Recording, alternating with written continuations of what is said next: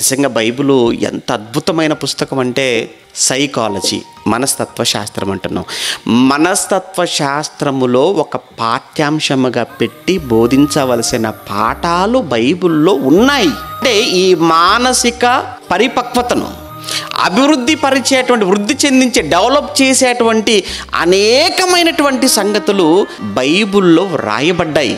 ఒక మనిషి ఉన్నతమైనటువంటి స్థాయికి చేరుకోవాలనంటే ఏంటి, అలానే ఉన్నతమైనటువంటి స్థానానికి వెళ్ళిన మనిషి పతనమైపోవాలంటే అది ఎంత పని, ఏం చేస్తే మనిషి డెవలప్ అవుతాడు, అదే డెవలప్ అయిన మనిషి ఏ తప్పు చేస్తే పతనమైపోతాడు. ఇదే కదా డెవలప్మెంట్, పర్సనాలిటీ డెవలప్మెంట్ అంటే ఇదే కదా.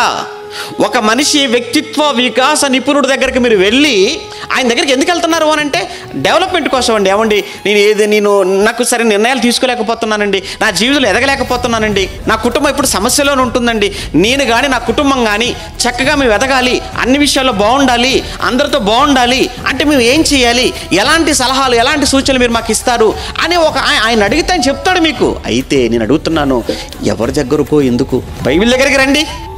ఏమండి ఎవరైనా బైబిల్ దగ్గరకు వచ్చి బైబిల్ ముందు కూర్చొని బైబిల్ చదవగలిగితే వారి పర్సనాలిటీ అనేది ఖచ్చితంగా డెవలప్ అవుతుంది, అందులో నో డౌట్.